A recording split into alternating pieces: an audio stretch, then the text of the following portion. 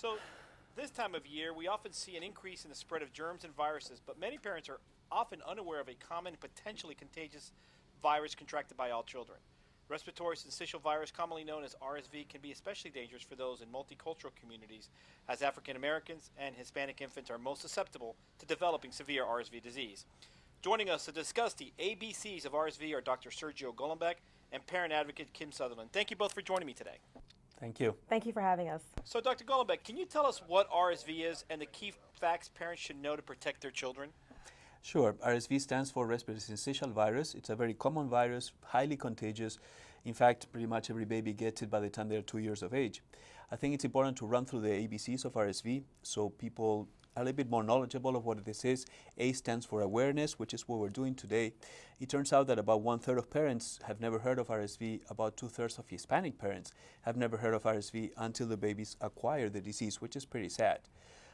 B would stand for babies, and to be aware that premature babies, those born less than 37 weeks gestation, are at higher risk for acquiring RSV and to progress into a severe disease. And finally, C stands for contagious. This is something that's very easily transmitted from one person to the other.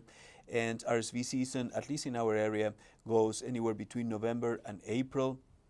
It's the most common cause for hospitalization in infants less than 5 years old in the United States, so it's something that we need to be pretty aware of.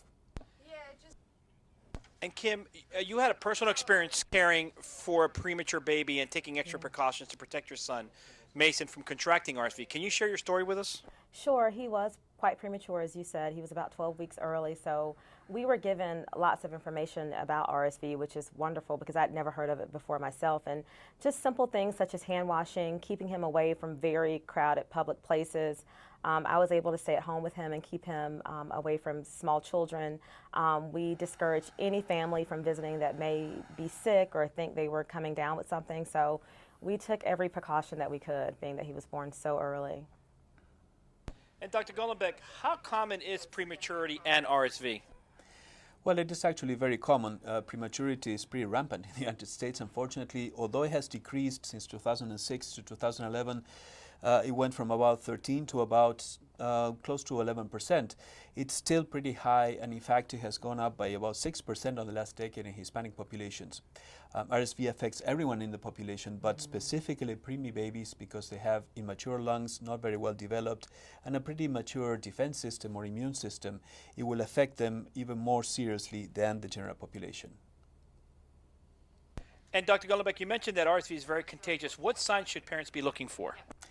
It starts really like a common cold, and babies will be congested, have a little bit of cough, but while the disease progresses, they're going to get even more cough, more difficulty breathing, labor breathing. They can turn blue around their lips or in their fingertips, and they can have fever. So even before they get to such a serious disease, they should be consulting the pediatrician. Well, this has been great information. Thank you both for joining me. Kim, where can we go for more information? Please visit rsvprotection.com for lots more information about RSV.